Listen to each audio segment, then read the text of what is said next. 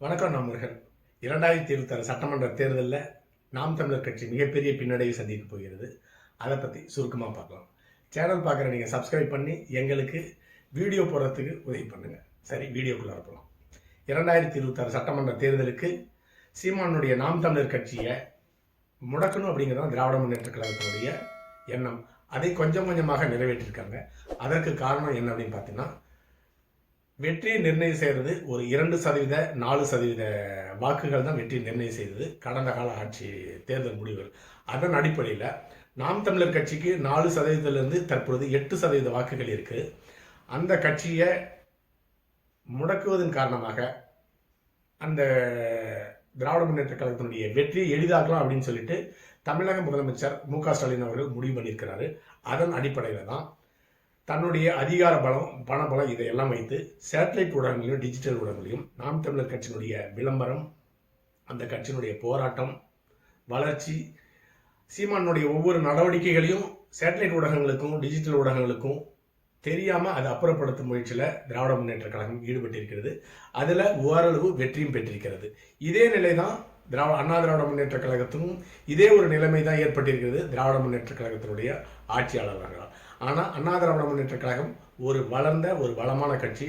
அது மட்டும் இல்லாமல் அண்ணா திராவிட முன்னேற்ற கழகத்துக்கும் சேட்டலைட் ஊடகங்கள், டிஜிட்டல் ஊடகங்கள் ஆதரவு இருக்குது. அதனால் அண்ணா திராவிட முன்னேற்ற கழகத்தை சீமானுடைய நாம் தமிழர் கட்சியை போல முடக்க முடியாது. அடுத்ததாக 2026 சட்டமன்ற தேர்தலுக்கு திராவிட முன்னேற்ற கழகம் தன்னுடைய 5 ஆண்டு கால ஆட்சியில் செய்யப்பட்ட நல்ல திட்டங்கள் மற்றும் ஒரு நல்ல ஆட்சியை பற்றி பேசி மக்களிடம் வாக்குகளை பெற நிலைமையில திராவிட முன்னேற்ற கழகம் இல்லை.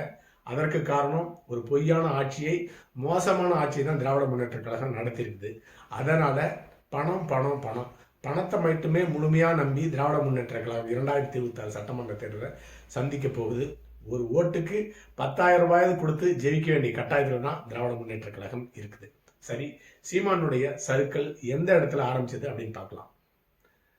நடிகர் விஜய் அவர்கள் தமிழக வெற்றி கழகம் அப்படிங்கிற ஒரு கட்சி ஆரம்பிச்சாரு. அந்த கட்சி ஆரம்பிச்ச உடனே நாம் தமிழர் கட்சி மட்டுமல்ல, திராவிட முன்னேற்ற கழகம், அண்ணா திராவிட முன்னேற்ற கழகம், மற்ற கட்சியில் இருக்க எல்லா இளைஞர்களுமே, பெரும்பாலான இளைஞர்கள் எல்லாமே தமிழக வெற்றி கழகத்தில் போய் தங்களை சேர்த்து கொண்டாங்க. அதற்கு காரணம் சினிமா மோகம். ஒரு சூப்பர் ஸ்டார் கட்சி ஆரம்பிக்கிறார் அப்படின்னு உடனே தமிழகத்தில் உள்ள எல்லா இளைஞர்களுமே தமிழக வெற்றி கழகத்தை நோக்கி படையெடுக்க ஆரம்பித்து விட்டார்கள்.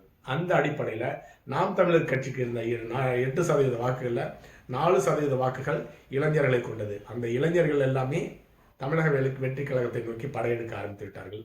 அதனால சீமான் அவர்கள் 2026 சட்டமன்ற தேர்தலில் விஜயுடன் கூட்டணி என்ற ஒரு அறிவிப்பை அறிவித்திருந்தார்.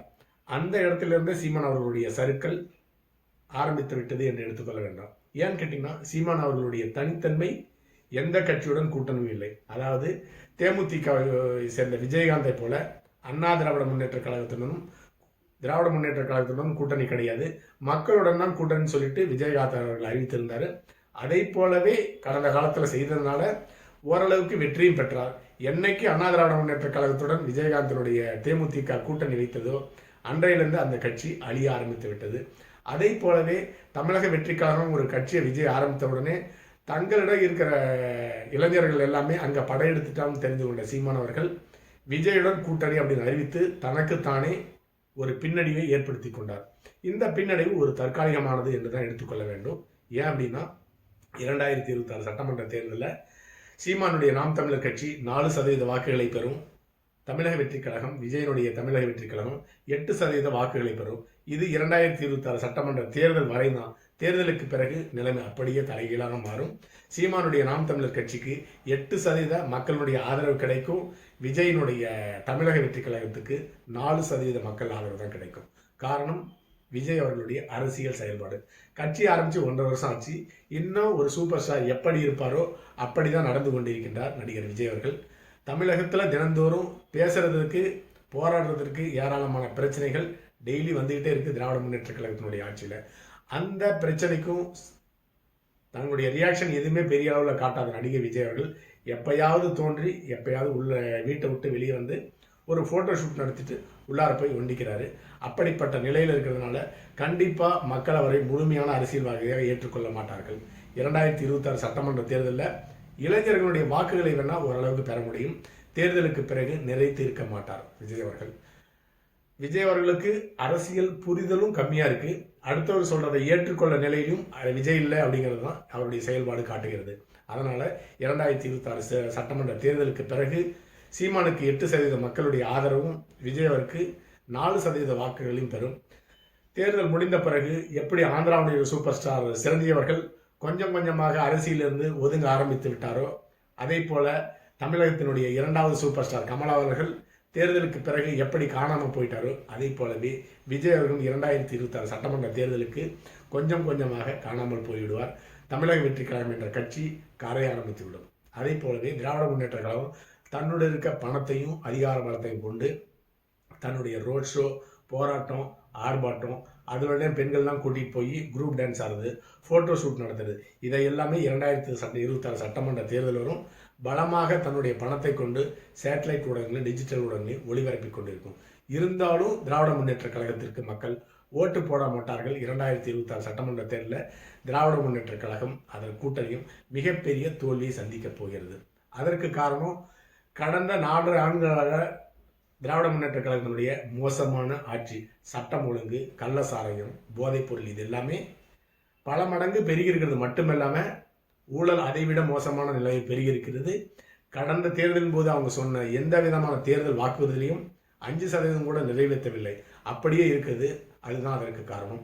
அது மட்டும் இல்லாமல் இந்த 2026 சட்டமன்ற தேர்தலில் திராவிட முன்னேற்ற கழகம் தோல்வி அடைய போகிறது. அண்ணா திராவிட முன்னேற்றங்களும் அதனுடைய கூட்டணியும் மிகப்பெரிய அளவை வெற்றி பெற போகிறது. அண்ணா திராவிட முன்னேற்ற கழகத்தினுடைய வெற்றிக்கு திராவிட முன்னேற்ற கழகம் கடுமையாக பாடுபட்டு கொண்டிருக்கிறது அப்படிங்கிறது தான் உண்மை. இப்பொழுதே தமிழக மக்கள் எல்லாமே கம்பேர் பண்ணி பேச ஆரம்பிச்சிட்டாங்க.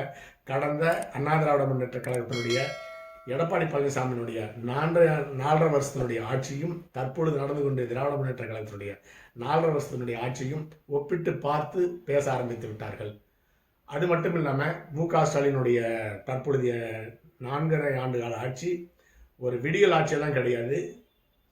இந்த 4 ஆண்டு கால ஆட்சி ஒரு இருண்ட காலம், தமிழகத்தினுடைய ஒரு இருண்ட கால ஆட்சி என்று தான் எடுத்துக்கொள்ள வேண்டும்.